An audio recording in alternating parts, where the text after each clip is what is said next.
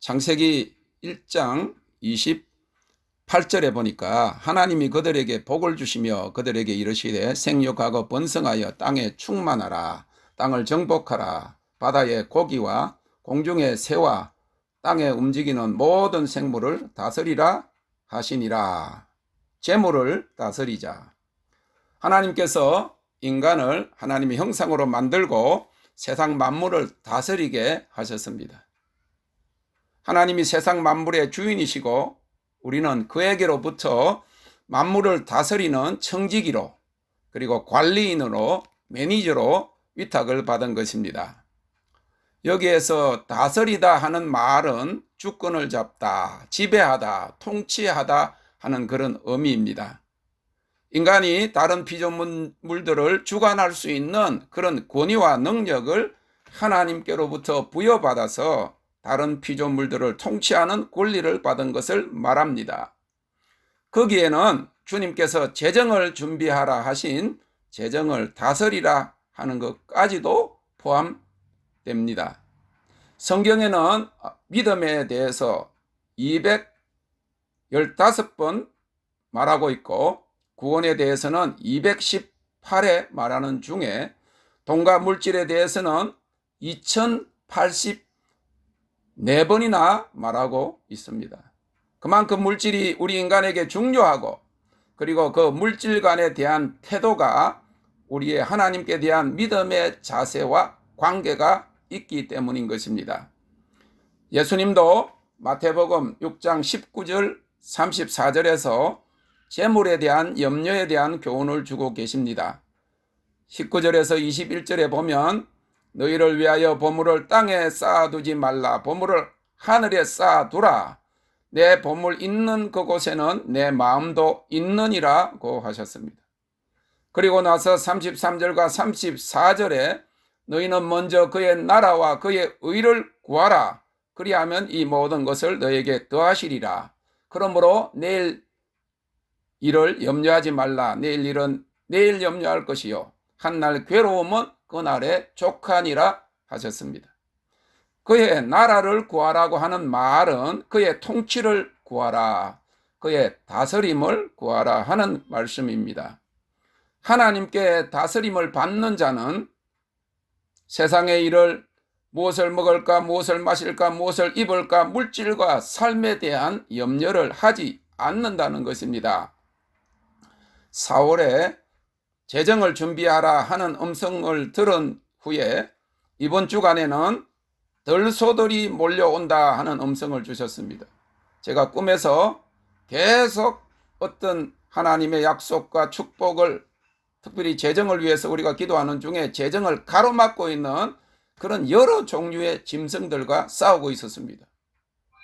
중간 크기의 새 짐승과 막 싸우면서 제가 이불을 걷어차면서 발로 차고 그러고 하고 있는데 갑자기 저기 길 끝에서 들소가 몰려온다 하는 그런 음성이 들린 것입니다.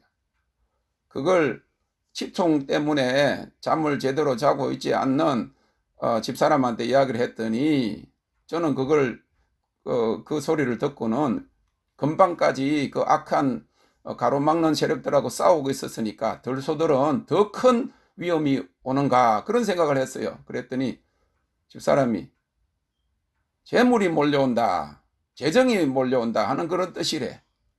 왜냐하면 소들을 가두면 그게 목장이 되니까.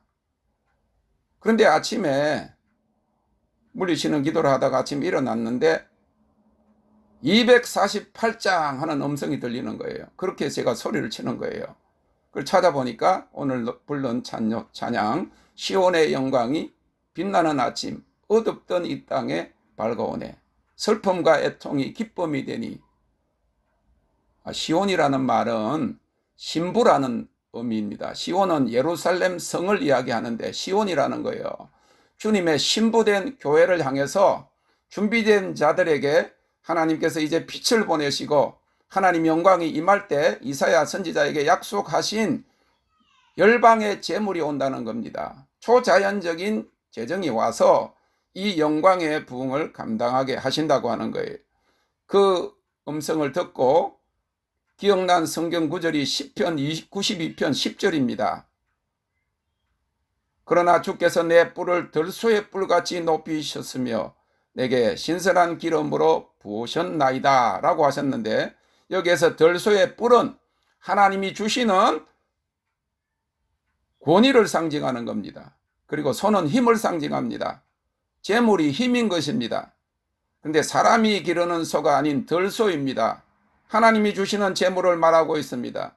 약속과 축복의 재정이 오는 길을 가로막고 있는 짐승들과 싸우는 중에 들소들이 몰려온다 하는 음성이 들린 것입니다. 지금 전 세계적인 코로나 팬데믹으로 경제가 위축되고 재정의 위기가 닥쳐오고 있습니다. 그럼에도 불구하고 하나님의 권위와 힘이 그리고 초자연적인 재정이 올 것을 말씀해 주고 있습니다.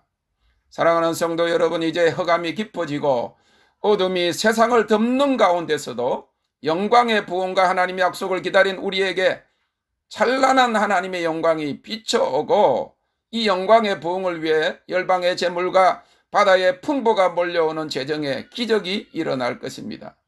재정을 준비하라고 하는 말씀은 재정을 받을 준비를 하라, 재정을 잘 다스릴 준비를 하라, 재정의 통로가 될 준비를 갖추라고 하는 말씀입니다.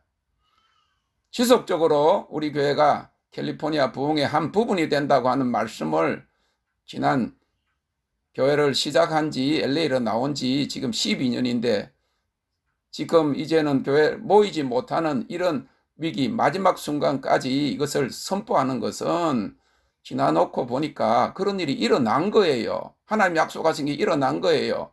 2011년 3월 달에, 그때 4월 달에 이스라엘 강사들을 이렇게 모셔서 집회하기로 매달마다 집회를 하고 있었는데, 집회를 하지 마라, 집회보다 더 빨리 간다 하시더니 4개월 만에 2011년 11월 11일 날 3만 5천 명이 로저볼 경기장에서 모여서 이 캘리포니아 부흥을 위해서 기도하는데, 한국 교회가 130여 년 그 이민 역사상 처음으로 단기간에 한 자리에 제일 많은 12,000명이 모였다고 하는 그런 기사가 날 정도로 기적이 일어난 것입니다.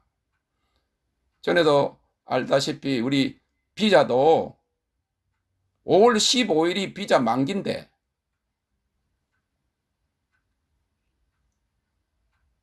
6일 만에 비자가 어프로벌 된 거예요. 1년 반 걸려야 되는 것인데 6일 만에 기적이 일어난 것입니다.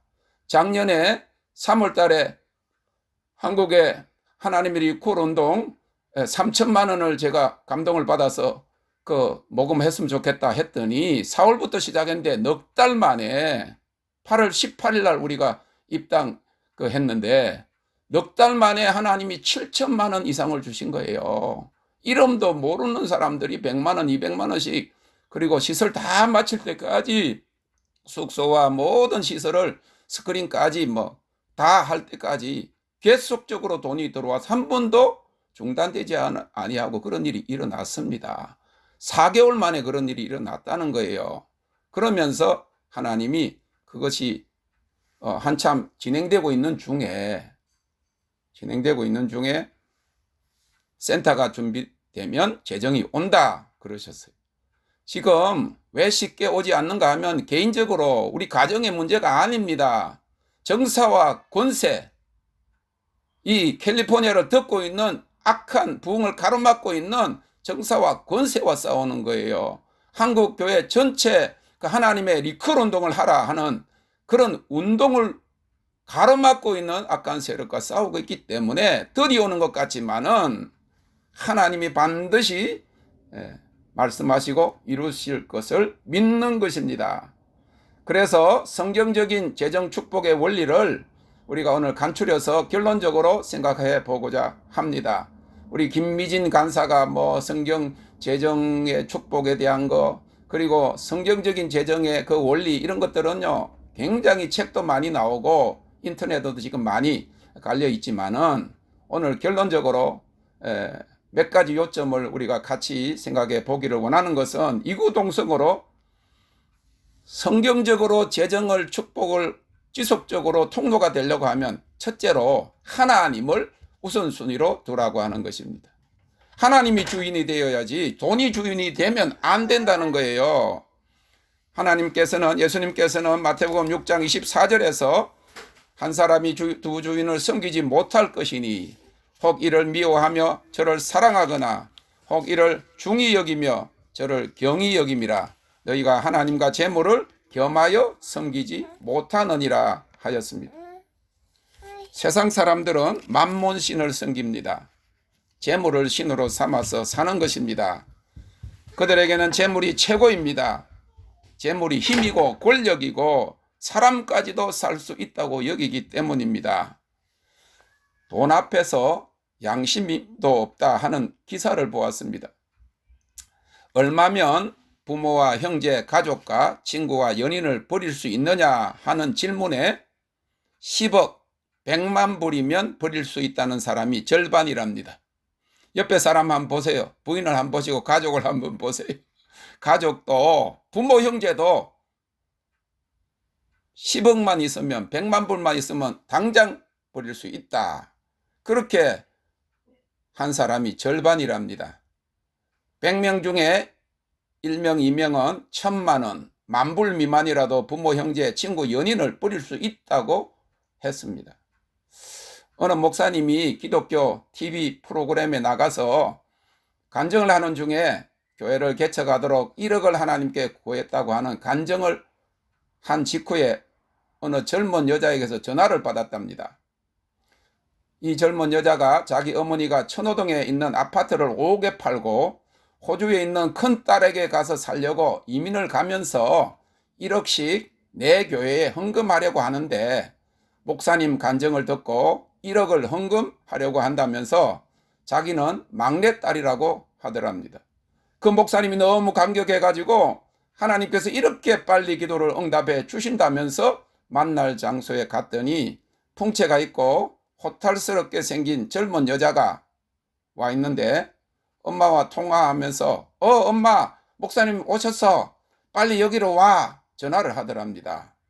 그런데 조금 후에 전화가 걸려와서 받았는데 내가 누구 만나려고 여기 와 있으니까 이 앞으로 와. 밖에서 만날게 하며 전화를 끊고 가방에서 돈을 내어 세어보더니 목사님 혹 20만 원 가진 것 있어요? 내가 지금 100만 원을 줘야 할 사람이 오는데 80만 원밖에 안 되어 빌려주면 엄마가 헌금하는 1억 말고 20만 원을 따로 드릴게요 라고 하더라는 겁니다. 그래서 5만 원밖에 없다고 줬더니 잠깐만 하고 나가더니 1시간이 지나도 안 들어오기에 그때서야 속은 줄 알고 커피집 주인에게 커피값을 나중에 갖다 드린다고 하니까 목사님이신데 사기를 당하셨군요. 나도 교회 다니는데 안 내셔도 돼요 라고 왔다고 하는 겁니다. 얼마나 마음이 참 쓰라린지 그렇게 돈에 궁하고 마음이 급박한 사람을 사기치서 사는 그런 여자들도 있는 것을 보았다고 하는 거예요. 그들에게는 돈이 주인이기에 그러한 것입니다. 한국교회가 타락한 것도 하나님을 주인으로 섬기지 못하고 세상의 명예와 권력과 재물과 힘을 추구하고 그것을 자랑하고 의지하기 때문인 것입니다. 바울사도는 디모데전서 6장 10절에서 돈을 사랑하는 것이 일만하게 뿌리가 되나니 이것을 사모하는 자들이 미혹을 받아 믿음에서 떠나 많은 근심으로 자기를 찔렀도다 라고 했습니다. 사랑하는 성도 여러분, 그러므로 우리 모두는 하나님의 다스림을 받고 하나님을 주인으로 삼음으로 재정을 다스리는 자들이 될 수 있기를 바랍니다. 성경적으로 재정을 다스리라 하는 것은 두 번째 원칙은 빚을 지지 말라 하는 것입니다. 재정의 노예가 되지 말라는 것입니다. 국채로 나라가 발행하는 채권으로 만든 고속도로를 은행 융자로 산 자동차를 타고 신용카드로 결제한 가스를 넣고 할부로 가구를 구입하여 주택 융자로 마련해 놓은 집에 들여다 놓는 것이 미국 국민의 일상적인 삶이라고 하는 말이 있습니다. 소비를 미덕으로 여기고 부채를 조장하는 사회여 빚을 안고 허덕이는 미국 사회에 대한 풍자입니다. 한국도 국가 부채가 금년 4월 기준으로 1,700조가 넘는다는 통계를 보았습니다. 한 사람당 국가 빚이 1,400만 원이라는 거예요. 거기에다가 가계 부채는 1,800조가 넘는다니까 합하면 한 사람당 한국 사람들이 갚아야 될 그런 빚은 3천만 원이라고 하는 겁니다. 3명이면 9천만 원, 1억의 빚을 지고 있어요. 시대가 바뀌어도 변하지 않는 성경적 재정 원칙 중에 하나는 빚을 지지 말라 하는 겁니다. 그러므로 우리는 1차적인 목표로 빚을 갚는 데 주력해야 합니다. 성경은 빚을 죄라고는 말하지 않아요. 그러나 빚을 지지 말라고 합니다. 로마서 13장 8절에 피차 사랑의 빚 외에는 아무에게든지 아무 빚도 지지 말라고 가르칩니다. 부채는 스트레스를 야기하고 창의력을 저하시키고 인간관계를 해치고 우리의 삶을 지배합니다. 잠언 22장 7절은 부자는 가난한 자를 다스리고 빚진 자는 채주의 종이 된다 하면서 빚은 결국 사람을 노예로 만든다고 말합니다. 우리가 하나님의 주인으로 섬기려면 사람의 종이 되면 안 되는 것입니다. 고린도전서 7장 23절에 바울 사도는 너희는 값으로 사신 것이니 사람들의 종이 되지 말라고 가르쳤습니다. 우리가 하나님을 섬기며 살기 위해서 빚의 노예가 되면 안 되는 겁니다. 가급적으로 재정의 축복의 통로가 되기 위해 우리는 이제 빚을 갚고 가능하면 크레딧 카드도 사용하지 않는 것이 좋습니다. 재정을 준비하면서 이제 우리가 이 빚을 청산하는데 우선 힘써야 합니다. US 크라운 재정사역이라는 교재에 보면 빚에서 벗어나는 10계명이라는 원칙이 있습니다. 첫째는 기도하자. 빚이 갚아지도록 기도하자. 예산을 세우자. 두 번째. 세 번째, 모든 소유물을 목록으로 만들자. 네 번째, 빚진 모든 것을 목록으로 만들자. 다섯 번째, 각 채권자들에게 빚을 상환하는 계획을 세우자. 적은 빚을 먼저 갚자. 이자율이 높은 빚을 갚자. 여섯 번째, 부수입을 고려하자. 일곱 번째, 크레딧 카드의 사용을 조절하자. 여덟째, 가지고 있는 것으로 만족하자. 아홉 번째, 생활 방식의 급격한 변화를 고려하자. 열 번째, 포기하지 말자. 그러므로 재정관리의 첫 원칙을 재정이 들어오더라도 생활을 늘릴 것이 아니라 먼저 빚을 갚는 데 우선해야 할 것입니다. 세 번째로 성경적인 재정의 원칙은 재정의 통로가 되기로 결심하고 그렇게 실천하는 것입니다. 물질이 필요하지만 그것이 목표가 되어서는 안 되고 또 물질이 한 곳에 머물러 고이면 썩게 됩니다. 그것은 사치와 방탕과 타락의 원인이 되고 많은 재물 때문에 결국 인생을 망치게 되는 것입니다. 성경적인 재물의 축복 원칙은 그 물질로 하나님께 영광을 돌리고 복음을 전하고 선한 사업에 힘쓰며 남을 돕고 구제하는 재정의 통로가 되는 것입니다. 디모데전서 6장 18절에 선한 일을 행하고 선한 사업에 부하고 나눠주기를 좋아하며 동정하는 자가 되라 하였습니다. 우리 가정과 우리 교회가 재정의 통로가 되면 탈북자들을 구출하고 목회자와 선교사들을 세우고 열방의 영혼들을 추수하는 일에 쓰임받게 될 것입니다.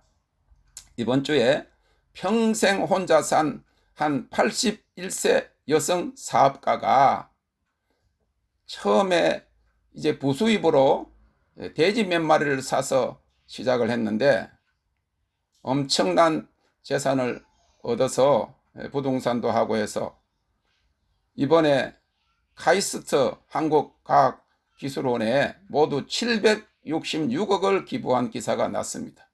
그리고 평생 81세까지 결혼하지 않았는데 83세 자기보다 나이가 2살이 많은 대학교 첫사랑과 그 나이에 결혼했다고 하는 겁니다. 믿는 사람인지 아닌지는 모르겠지만은 자신을 위해 쓰지 않고 모은 모든 것을 사회에다가 환원한 것입니다. 요셉은 애굽에 어릴 때부터 보디발의 집에서 가정총무로 이 재정을 잘 관리하다가, 그리고 죄 없이 감옥에 들어가서도 재수 관리를 잘 했더니 하나님께서 그에게 은총을 베푸셔서 하루 아침에 애굽의 총리 대신이 되어 기근이 온 세상을 덮을 때 수많은 사람들에게 양식을 나누어 주는 축복의 통로가 되었습니다. 자, 우리가 재정의 통로가 되려면 먼저 재정의 축복을 받아야 합니다. 재정을 준비하라는 말씀을 토대로 나눴는데, 결론적으로 재정의 축복을 받고 재정을 관리하고 다스림에 대한 몇 가지를 간추려 보면서 말씀을 마치기를 원합니다.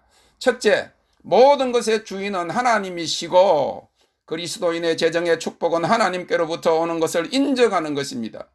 신명기 28장의 말씀처럼 하나님과 관계를 잘 가지고 그의 말씀을 순종할 때 우리는 반드시 나가도 복을 받고 들어와도 복을 받게 될 것입니다. 머리가 되고 꼬리가 되지 않게 하실 것입니다. 우리의 나중은 결코 좋을 것입니다. 주님 재림 전 마지막 열방 추수를 위한 마지막 부흥을 위해서 하나님의 영광이 이제 본격적으로 임할 때 초자연적인 하늘의 재정을 풀어주실 것을 믿으시기를 바랍니다. 들소가 몰려온다 하셨습니다. 두 번째로 청지기 의식을 가져야 합니다. 주인은 하나님이시고 우리는 그의 일을 맡은 청지기입니다. 하나님이 맡기신 것을 알고 하나님의 뜻대로 관리하고 사용할 결심을 가져야 합니다. 세 번째로 하나님께서 공급하실 때 철저한 관리가 요구됩니다.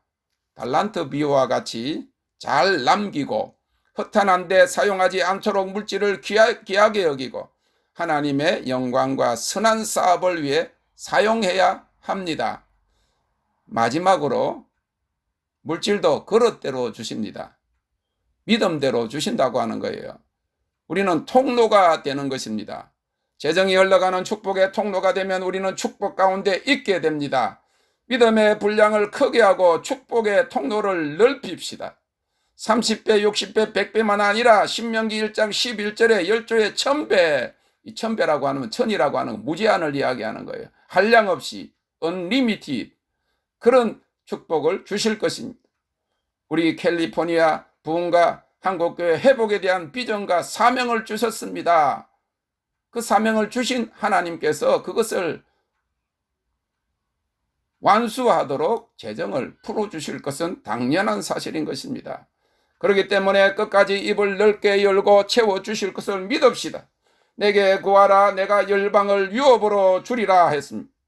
이번 주에 페북에 올린 조조도선의 글입니다. 하나님의 능력이 터질 때입니다 하는, 하나님의 능력이 터질 때입니다 하는 그런 글의 한 부분입니다. 나는 이번 시즌에 그리스도의 몸 안에서 폭발이 너무 많이 오고 있는 것을 봅니다. 많은 사람들이 폭발적인 성장, 폭발적인 만남, 폭발적인 기회 및 호의를 경험할 것입니다. 폭발에는 돌파구와 기적이 있을 것입니다. 하나님의 능력이 터져 나오는 것을 보게 될 것입니다. 지연되던 것과 요새가 폭발하고 하나님의 돌진으로 강이 풀릴 것입니다. 과거에 당신이 기도하고 믿고 있었던 것들이 갑자기 나타납니다. 갑자기 장애와 길을 가로막고 있는 볼록이 제거되고 이번 시즌에는 앞으로 나아갈 수 있습니다. 폭발에 대비하고 모든 것을 바꾸십시오. 여러 나라를 휩쓸고 다니는 하나님의 능력과 임재와 영광의 원자폭탄에 대해서 말씀하셨습니다. 하나님께서 당신에게 하도록 부르신 모든 것이 가속화될 것이며 당신은 이 계절의 폭발적인 성장을 보게 될 것입니다. 당신의 평생을 하나님께서 당신에게 부르신 것에 던질 준비를 하십시오. 지금은 하나님의 엄청난 일을 볼 때입니다. 사랑하는 성도 여러분, 이제 들소들이 몰려온다. 시온의 영광이 임하고 슬픔과 애통이 기쁨이 될 것이라고 하신 말씀의 성취를 볼 것입니다. 시온은 신부를 말합니다. 이는 주님만을 사랑하는 그의 신부들에게 임할 영광이요 놀라운 축복의 약속입니다. 남은 자 곧 그의 신부들에게 이제 권위와 능력이 풀어지고 재정이 몰려올 것을 믿으시기 바랍니다. 하나님은 무에서 유를 창조하시는 하나님이십니다. 오늘 아침 새벽에도 주님이 꿈을 주셨고 그걸 기억하게 하신 것은, 신부라는 것은 눈에 신랑밖에 보이지 않는 거예요. 주님밖에 보이지 않는 것입니다. 물질이 오고 금은 보화가 사람들이 몰려와도 다른 것이 보이지 않고 거기에 정신이 팔리지 않고 주님만 보이는 것입니다. 신랑이 좋은 것입니다. 그 주님 외에 다른 것들을 주님이 다 버리기를 원하시는 꿈을 오늘 아침에도 주셨습니다. 다 준비시키는 거예요. 말씀의 결론을 내립니다. 몇 주 동안의 이 재정에 대해서 우리가 계속적으로 우리가 돌파를 이루기 위해서 말씀을 나눴는데, 이사야서 60장은 마지막 때에 하나님의 백성이 회복되는 장면을 아름답게 설명하고 있습니다. 영국의 세계적 부흥사요 치유 사역자였던 데릭 프린스 목사님은 2003년에 돌아가셨는데, 그의 글과 그의 영상은 지금까지도 수많은 나라들의 많은 사람들을 치유하고 축복으로 이끌고 있습니다. 이 데릭 프린스 목사님이 마지막 때의 무대라고 하는 글에서 마지막 때에 일어날 일과 준비된 하나님의 백성들에게 일어날 4가지 특징을 이사야서 60장에서 말하고 있습니다. 첫째는, 마지막 때에는 어둠과 빛이 동시에 극명하게 구별되며 더 강렬해지는 것입니다.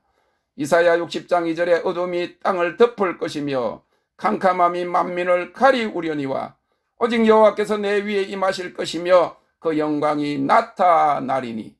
지금이 그때입니다. 마지막 때는 의와 불의, 진리와 거짓이 너무나도 극명하게 갈라져서 더 이상 타협과 중립이 불가능한 상황이 온다는 겁니다. 미국이나 한국의 지금 상황을 보여주고 있습니다. 어저께는 잠깐 유튜브에 보니까 미국의 이제 극좌파 세력들이 어떻게든지 지금 코로나 사태를 이용을 해서 경제를 악화시키고 트럼프 대통령 재선되지 않게 하기 위해서, 저는 그걸 처음 봤어요. 기관총들을 다 군인인 줄 알았어. 군인이 아니에요. 일반 사람들인데 극좌파 세력들이, 우리 한국에는 촛불 들고 나오잖아요. 지금 또 우산 들고 나와가지고 선거 그거 잘못됐다고 데모하는데, 그런데 여기 미국에서는 전부 다 기관총을, 그것도 자동 소총들을 군인들이 무장하고 나온 것처럼 그런 사람들이 수백 명이 총을 들고 나와서 데모를 하는 모습을 보았습니다. 지금은 마지막 때예요. 어둠이 온 세상을 덮는 겁니다. 캄캄함이 만민을 가려우지만은 시온, 곧 그의 신부들, 주님만을 사랑하고 구별된 남은 자들에게 그의 빛과 영광이 임할 것입니다. 이 빛과 영광이 임할 때 재물이 따라온다고 했어요. 두 번째로 데릭 프린스 목사님은 하나님의 백성이 사방에서 다시 모이며 회복된다 그랬어요. 이사야서 60장 4절에 내 눈을 들어 사면을 보라, 무리가 다 모여 내게로 오느니라 그랬어요. 세 번째로 열방이 세상의 문제에 대한 답을 찾기 위해서 하나님의 백성들에게 나올 것을 이야기했습니다. 이사야서 60장 3절에 보니까 열방은 내 빛으로, 열왕은 내 비치는 광명으로 나오리라 그랬어요. 앞으로 나라들과 통치자들이 짙은 어둠 속에서 갈피를 잡지 못하는 일이 일어날 것입니다. 그때에는 애굽의 바로가 하나님의 종 요셉에게 답을 구했듯이 마지막 때의 나라와 통치자들은 하나님의 백성에게 조언을 구할 것이고, 그때 하나님의 백성은 하나님의 지혜로 그들의 문제에 답을 줄 것이라 하는 겁니다. 네 번째, 마지막으로 온 세상의 재물이 하나님의 백성에게 몰려온다고 하는 겁니다. 이사야서 60장 5절에 바다의 풍부가 내게로 돌아오며 열방의 재물이 내게로 오미라 하였습니다. 하나님께서 맡기신 임무를 수행하려면 풍부한 자원이 필요한데, 준비된 마지막 때의 주자들인 하나님의 백성은 장차 바다와 바다의 부와 이방 나라의 재물이 몰려오는 것을 볼 것이라고 하였습니다. 이사야서 45장 3절에도 내게 흑암 중에 보아와 은밀한 곳에 숨은 재물을 주어서 너로 너를 지명하여 부르신 자가 나 여호와 이스라엘의 하나님인 줄 알게 하리라 하였습니다. 하나님은 약속하시고 그 약속하신 것을 이루시는 신실하신 하나님이십니다. 마지막 때의 열방 추수를 위한 재정에 우리가 통로로 부름을 받았습니다. 하나님이 말씀하시고 이제 그가 이루십니다. 이제 마지막 부흥과 열방 추수를 위한 축복의 재정을 다스리며 재정의 통로가 되는 우리 모두가 될 수 있기를 주님의 이름으로 축원합니다. Thank you, Lord. 주님을 찬양합니다.